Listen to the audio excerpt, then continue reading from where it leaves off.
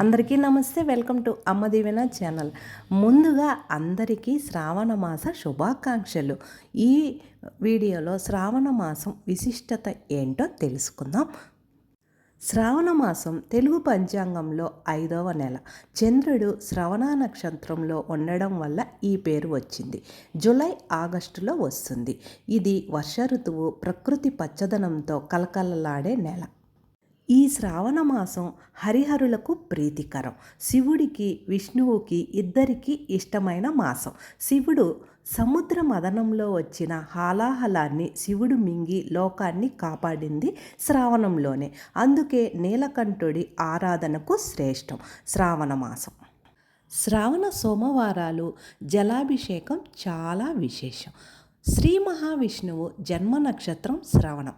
అందుకే విష్ణు పూజ, సత్యనారాయణ వ్రతాలు చేస్తారు. మహిళలకు పవిత్రమైన మాసం శ్రావణ మాసం. శ్రావణ మాసంలో మహిళలకు, ముఖ్యంగా వివాహితులకు చాలా ప్రత్యేకం. మంగళవారం మంగళగౌరి వ్రతం సౌభాగ్యం కోసం, శుక్రవారం వరలక్ష్మి వ్రతం ఐశ్వర్యం కోసం, సిరి సంపదల కోసం, పౌర్ణమికి ముందు వచ్చే శుక్రవారం చేస్తారు. లక్ష్మీదేవి, గౌరీదేవి, సరస్వతీదేవి ముగ్గురు అమ్మవార్లను పూజిస్తే సకల సౌభాగ్యాలు కలుగుతాయని నమ్మకం. ఈ శ్రావణ మాసంలో 4 శ్రావణ సోమవారాలు, 4 శ్రావణ మంగళవారాలు వచ్చాయి. మొదటి సోమవారం ఆగస్టు 17వ తేదీ, రెండవ సోమవారము ఆగస్టు 24వ తేదీ, మూడవ సోమవారం 31వ తేదీ ఆగస్టు, 4వ సోమవారం సెప్టెంబర్ 7వ తేదీ శ్రావణ సోమవారాలు వచ్చాయి.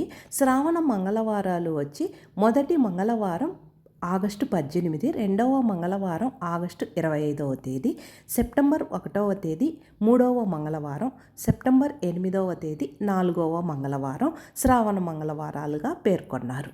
ఇక శ్రావణ శుక్రవారాలకు వస్తే మొదటి శుక్రవారం రేపే, అదేనండి ఆగస్టు 14వ తేదీ, ఆగస్టు 21వ తేదీ రెండవ శుక్రవారం వరలక్ష్మి వ్రతం, ఆగస్టు 28వ తేదీ మూడవ శుక్రవారం రాఖీ పౌర్ణమి, సెప్టెంబర్ 4వ తేదీ 4వ శుక్రవారం వచ్చిందండి.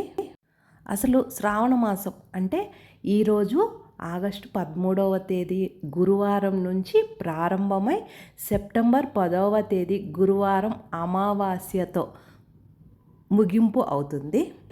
ఇక శ్రావణ మాసంలోనే చాలామంది నాగదేవతలను పూజిస్తూ ఉంటారు. నాగ చతుర్థి వచ్చి ఆగస్టు 16వ తేదీ, నాగ పంచమి ఆగస్టు 17వ తేదీ వచ్చింది. నాగదేవతలకు పాలు పోసి పూజలు సమర్పించే వాళ్ళు ఈరోజు చేసుకుంటే చాలా ఉత్తమమైన ఫలితాలు కలుగుతాయి.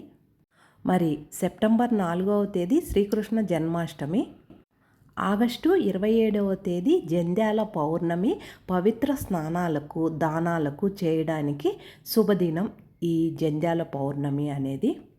ఆగస్టు 23 శ్రావణ పుత్రద ఏకాదశి, విష్ణు భక్తులకు పవిత్రమైన ఏకాదశి. ఈరోజు ఉపవాసం ఉంటే చాలా మంచిది.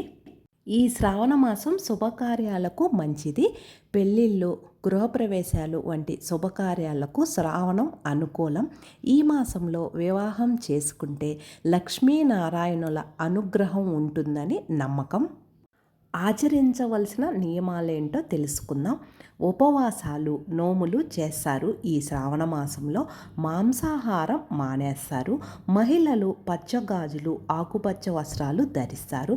పచ్చదనం సమృద్ధికి, బుధగ్రహ శాంతికి ప్రతీక.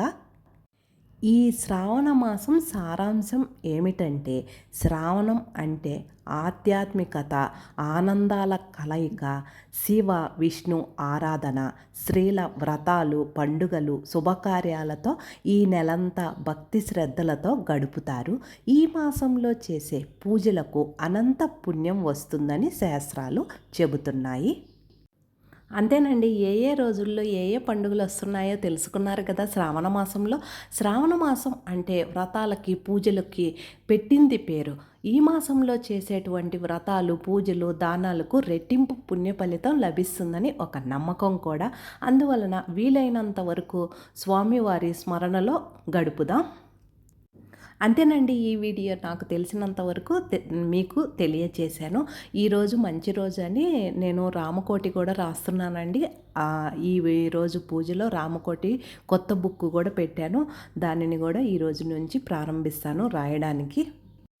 ఆల్రెడీ శ్రావణ మాసంలో పూజలకు అవసరమైనటువంటి పూజా సామాగ్రి మరియు వరలక్ష్మి వ్రతము ఎంత సింపుల్గా చేసుకోవచ్చో, ఈ శ్రావణ మాసంలో ఎలా ముత్తైదువులకు తాంబూలం ఇవ్వాలో అవన్నీ వీడియోస్ ఆల్రెడీ మన అమ్మదీవెన ఛానల్లో ఉన్నాయండి. అవసరం అనుకుంటే మీరు ఫుల్ వీడియోస్ చూస్తూ ఉండండి.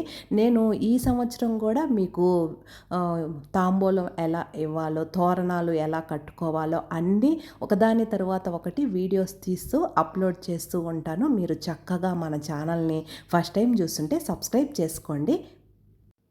మన వీడియోస్ చూస్తూ ఉండండి. నేను వేరొక వీడియోతో మీ ముందుంటాను. Thank you.